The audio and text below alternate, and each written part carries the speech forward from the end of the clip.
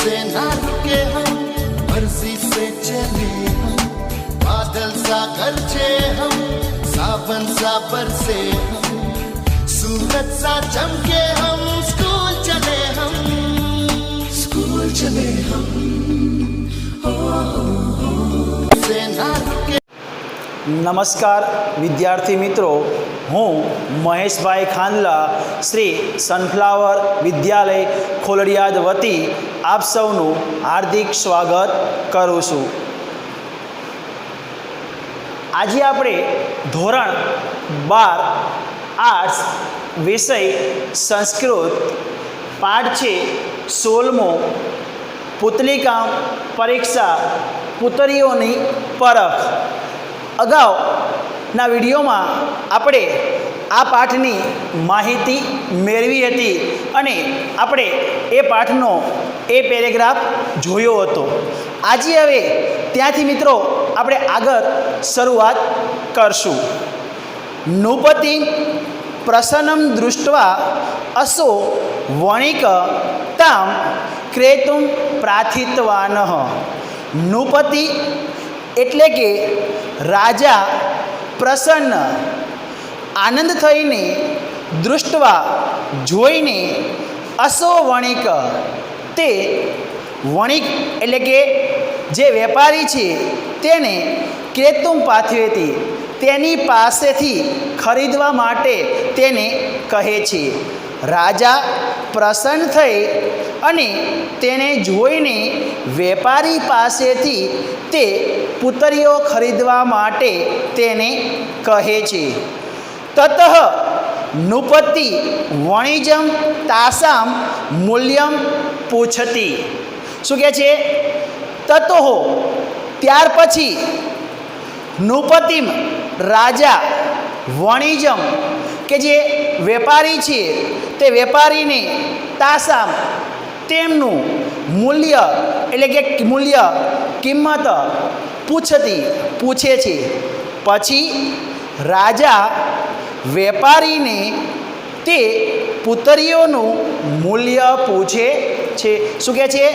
પછી રાજા તે વેપારીને તે પુતળીઓનું મૂલ્ય એટલે કે કિંમત પૂછે છે।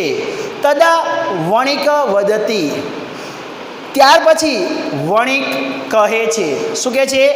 તદા વણિકમ વદતી રાજાનું વચન સાંભળીને તે વણિક છે, વણિક એટલે વેપારી, તે વદતી બોલે છે।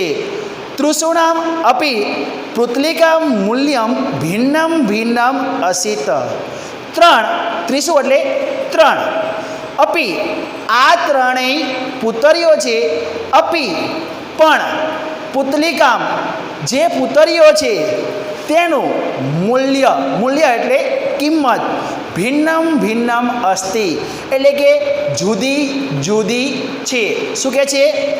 3 પુતળીઓ છે, ત્રણેય પુતળીઓની કિંમત જુદી જુદી છે। શું કહે છે રાજા? રાજાને વણિક તેવું કહે છે કે આ ત્રણેય પુતળીઓ છે, ત્રણેય પુતળીઓની કિંમત છે એ જુદા જુદા પ્રકારની છે। વણિક કહે છે એકસ્યા રૂપેક માત્ર અન્યસ્ય ચ સહસ્ત્ર રૂપેકામ અસિત। એકસ્યામ એટલે કે એકના, રૂપેક માત્ર એક જે પહેલી પુત્રી છે એ પુત્રીની કિંમત માત્ર। શું કહે છે? એકસ્યામ એટલે કે એકના રૂપેક માત્ર તેની કિંમત કેટલી રૂપિયા છે? માત્ર 1 જ રૂપિયો છે। કે પહેલી જે પુત્રી છે એની પુત્રીની કિંમત અન્યસ્ય એટલે કે પહેલી પુત્રી છે એની કિંમત માત્ર 1 રૂપિયો છે। અન્યસ્ય એટલે બીજી પુત્રીની કિંમત ચ અને સહસ્ત્ર રૂપ્યકા માત્ર અસિત. સહસ્ત્ર એટલે થાય છે મિત્રો અહીંયા માત્ર 1000 રૂપિયા.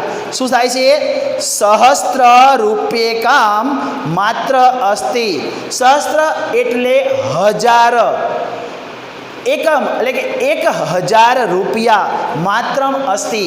એટલે કે બીજી પુત્રી છે, બીજી પુત્રીની કિંમત માત્ર 1000 રૂપિયા છે. તૃતીયામ એકા પુત્લિકામ લક્ષ્ય રૂપ્યકામ મૂલ્યમ દદાતિહિ. શું કહે છે? તૃતીયામ, તૃતીયામ એટલે ત્રીજી, એકામહ ત્રીજી પુત્રી છે, એની એક પુત્રીની કિંમત, પુત્લિકામ એટલે કે પુત્રીની કિંમત લક્ષ રૂપ્યકામ મૂલ્ય. કેટલો? લક્ષ એટલે 1,00,000 રૂપ્યકમ. તેની કિંમત કેટલી છે? ત્રીજી પુત્રીની કિંમત છે લક્ષ રૂપ્યકમ મૂલ્ય. મૂલ્ય એટલે એની કિંમત કેટલી છે? તો કે ત્રીજી પુત્રીની કિંમત છે 1,00,000 રૂપિયા. કેટલી કીધી? 1,00,000 રૂપિયા. દદાચી તે 1,00,000 રૂપિયા ધરાવે છે. એટલે કે ત્રીજી પુત્રીની કિંમત છે 1,00,000 રૂપિયા. નૃપતિ રાજા કહે છે, આશ્ચર્યમ વણિજમ કથયતિ. રાજા આશ્ચર્ય સાથે, નૃપતિ એટલે રાજા, આશ્ચર્ય એટલે કે આશ્ચર્યની સાથે, વણિજમ વેપારીની એટલે કે વાણિયો છે એ વેપારીની, કથયતિ કહે છે. શું કહે છે? રાજા આશ્ચર્ય સાથે વેપારી એટલે કે વાણિયાને કહે છે. શું કહે છે? ભો વણિક કથમ તાવદ સમ્માનામ પુત્લિકામ મૂલ્યમ એતત ભિન્નમ ભિન્નમ અસિત. ભો વણિક, ભો એટલે અરેઓ અને વણિક એટલે કે વેપારી અથવા વણિક. કથમ કહે, કેવી રીતે? તાવત સમાન, કેવી રીતે તે મને તું કહે. સમાન પુત્લિકામ મૂલ્ય, સમાન એટલે એક સરખી દેખાતી, પુત્લિકામ એટલે કે પુતરીઓ છે, મૂલ્યમ એટલે એની કિંમત, એતાત એટલે કે આ, કેમ? ભિન્નમ ભિન્નમ આસિત.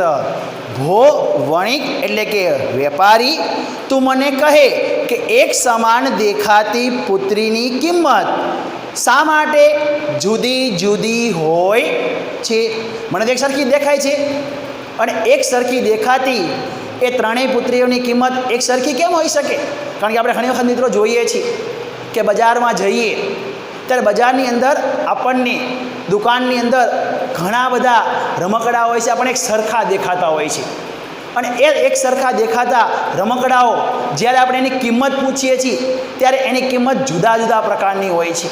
તો એમ અહીંયા પણ મિત્રો જે આ પાઠ છે એ પાઠની અંદર વેપારી જે પોતે વેપાર કરવા માટે એક સરખી દેખાતી 3 પુત્રીઓ છે, એ ત્રણેય પુત્રીઓને એને આવે છે. એટલે રાજા એ જોવે છે, અને જોયા પછી રાજાને એમ થાય છે કે મને તો એક સરખી 3 પુત્રીઓ દેખાય છે, એક સરખી હોવા છતાંય એ પુત્રીઓની કિંમત શા માટે જુદી જુદી છે?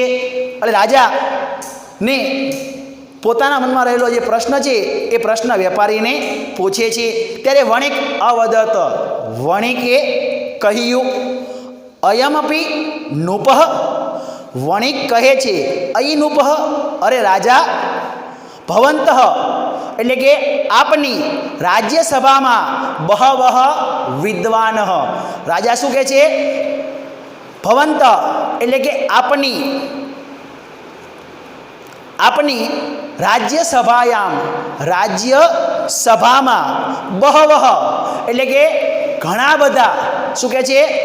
બહવ એટલે બહુ અથવા ઘણા બધા, વિદ્વાંસઃ વિદ્વાનો, વિચક્ષણ ચતુર અને બુદ્ધિશાળી, પુરુષ વિરાંજતે મહાપુરુષો છે એ બિરાજે એટલે કે ઉપસ્થિત છે.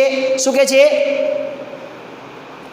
રાજા બોલે છે, આપશ્રીની રાજ્યસભામાં ઘણા બધા વિદ્વાનો અને બુદ્ધિશાળી પુરુષો આપની રાજ્યસભામાં બિરાજમાન છે, એટલે કે અહીંયા ઉપસ્થિત છે. કારણ કે રાજાની રાજ્યસભામાં આવી અને વેપારીએ પોતાની બનાવેલી જે 3 પુત્રીઓ છે એ 3 પુત્રીઓ રાજાને દેખાડી અને બેઠેલા માણસોને પણ વાત કરી. એટલે રાજાને આશ્ચર્ય થયો કે આ પુત્રીની કિંમત આટલી બધી શા માટે. એટલે વેપારી એ રાજાને આ વાત કરી. એટલે રાજાએ સામો પ્રશ્ન કર્યો કે એક સરખી દેખાતી જે પુત્રીઓ છે એ શા માટેનું મૂલ્ય જુદું જુદું છે. ત્યારે વણિક હવે તે રાજાની સમક્ષ પ્રશ્ન કરે છે. ત્યારે રાજાને કહે છે કે હે રાજા, તમે સાંભળો, તમારી રાજ્યસભાની અંદર ઘણા બધા જે વિદ્વાનો છે ને એ વિદ્વાનો, એ મહાપુરુષો અહીંયા બિરાજે છે. તે એતા પુતલિકામ પરીક્ષાયા તાસામ મૂલ્ય ભેદમ તસ્ય કારણમ વિજ્ઞાપિતમ અહર્તે. તે એટલે કે તે એતઃ તેઓ આને શું કહે છે, તે એતા તેઓ આને પુતલિકામ પરીક્ષાય કે જે પુત્રી છે તેની પરીક્ષા કરીને તાસામ તેમનું મૂલ્ય ભેદમ કે જે મૂલ્ય છે તે મૂલ્યનું ભેદ એટલે કે તફાવત તસ્ય કારણમ તેનું કારણ જાણીને વિઘ્ન પૈતુમ અહર્તિ તેનું મૂલ્ય એટલે કે તફાવત જાણવા માટે અહર્તિ યોગ્ય છે, એટલે કે સમર્થ પણ છે. શું કહે છે, તે એવો આ પુતલિકા છે તેનું પરીક્ષણ કરી અને તેના મૂલ્યનો તફાવત એટલે કે ભેદ જાણવા માટે યોગ્ય સમર્થન પણ છે. શું કહે છે, તેઓ આ પુત્રી છે એનું પરીક્ષણ કરી અને મૂલ્ય જાણી તેનું યોગ્ય સમર્થન કરવા માટે પણ યોગ્ય છે. અતઃ તાન એવ રાજ્યસભાયા દશય એતદ પૂછમતિ. એતદ એટલે કે અહીં, તાન તે, એવ આ રાજ્યસભાયા દાદસ્ય રાજ્યસભામાં ઉપસ્થિત સદસ્ય એતદ પૂછતી હતી તેમને પૂછો. એતદ એટલે આ, પૂછતું પૂછો ઇતિ એમ કહે છે. શું કહે છે, અહીં રાજ્યસભામાં ઉપસ્થિત જે લોકો છે તેમને તમે પૂછો. કારણ કે રાજાનો રાજ્ય હોય અને રાજ્યસભામાં બેઠેલા મહારાજાઓ હોય તો એ મહારાજાઓની સમક્ષ વાણિક છે એ ખાલી એટલું જ કહેવા માગે છે કે આનું મૂલ્ય મારે બતાવવું નથી, પણ તમે આ 3 પુત્રીઓ છે એ 3 પુત્રીઓને શાંતિથી પહેલાં તમે જોવો અને જોયા પછી જે રાજા મહારાજાઓ બેઠા છે એ રાજા મહારાજાઓને તમે કહો કે આનું મૂલ્ય મેં બતાવ્યું છે, એ મૂલ્ય તમે જાણવા વિશે એટલે કે એનો જે ભેદ છે એ ભેદ તમે જાણવા માટે સમર્થ છે. કારણ કે આ વિદ્વાનો પણ છે અને એ વિદ્વાનો આ પુત્રીઓની કિંમત છે એ જાણી શકશે. એટલે એ ઉપસ્થિત જે લોકો છે એની સમક્ષ જે વણિક છે એ રાજાની સમક્ષ પોતાનો પ્રસ્તાવ મૂકે છે. નૃપઃ ઉપસ્થેભ્ય રાજાએ ઉપસ્થિત એટલે કે જે ઉપસ્થિત થયેલા છે તેભ્ય તેમણે રાજ્યસભા સદસ્યેભ્ય પુતલિકા મૂલ્યમ તત્ર ચ કારણમ વિજ્ઞાપયતો નિવેદિતવાન. નૃપઃ એટલે રાજાએ ઉપસ્થિત તેભ્ય જે ઉપસ્થિત છે તેમણે રાજ્યસભા સદસ્ય રાજ્યસભાના જે સદસ્યો છે તેની પુતલિકા મૂલ્ય પુત્રીનું મૂલ્યકમ મૂલ્ય તત્ર તે ચ અને કારણમ કારણ એટલે કે કારણ વિજ્ઞાપયતુમ જાણવા માટે નિવેદિતવાન આજ્ઞા આપી. રાજાએ ઉપસ્થિત જે રાજ્યસભામાં બેઠેલા લોકોને પુત્રીઓનું મૂલ્ય અને એનું કારણ જાણવા માટે નિવેદન એટલે કે આજ્ઞા આપી. નૃપસ્ય નિવેદન અનુસરતમ બહવો વિચક્ષણા સમાગત્ય પુતલિકાનામ મૂલ્યભેદમ તત્ર ચ કારણમ જ્ઞાતુમ પ્રયત્નમ કૃતવંતઃ પરમ કોપી તત્ર સફલો ના ભવત. શું કહે છે, નૃપસ્ય એટલે રાજાએ નિવેદન એમને નિવેદન આજ્ઞા કરી. બહવો વિચક્ષણા ઘણા બધા વિદ્વાનો ચતુર અને બુદ્ધિશાળી સમાગત્ય પાસે પુતલિકા મૂલ્ય પુત્રીઓનું મૂલ્ય ભેદમ એની કિંમત અને ભેદ તત્ર ચ ન કારણમ તેનું કારણ જ્ઞાતુમ પ્રયત્નમ કૃતવતી જાણવાનો તેમને પ્રયત્ન કર્યો. જ્ઞાતુમ એટલે જાણવાનો, પ્રયત્ન એટલે પ્રયત્ન, કૃવંતી તેમણે કર્યો. પરમ એટલે કોઈ તત્ર સફલો ના ભવત તે જાણવા માટે કોઈએ પ્રયત્ન કર્યો નહીં. શું કહે છે? રાજાએ બેઠેલા રાજાઓને નિવેદન કર્યું, પરંતુ ઘણા બધા ચતુર અને બુદ્ધિશાળી રાજાઓએ તે પુત્રિકાઓનું મૂલ્ય એટલે કે ભેદ જે એ કારણ જાણવાનો પ્રયત્ન કર્યો, પણ કોઈએ તેમાં સફળતા મેળવી નહીં. તત્ર સોપી નૃપઃ પછી સૌ રાજાએ તત્કાર્યમ મંત્રી સમર્પિત પછી તે કાર્ય રાજાએ મંત્રીને તત્કાર્ય તે કાર્ય મંત્રીને એટલે કે મંત્રી છે શું રાજાનો મંત્રી એ મંત્રીને સમર્પિતવાન પછી રાજાએ તે કાર્ય મંત્રીને સમર્પિતવાન એ કાર્ય કોને સોંપ્યું? મંત્રીને સોંપવામાં આવ્યું. પછી રાજાએ તે કાર્ય મંત્રીને સોંપ્યું. ચતુર મંત્રી ઉત્થાય ચતુર એટલે કે ચતુર મંત્રી એટલે કે મંત્રી ઉત્થાય ઊભો થઈ દિનત્રયા અંતરમ અહમ વિજ્ઞાનમ ભવેત નિવેદસ્યમિતિ નૃપાય સવિનમ કથયતી.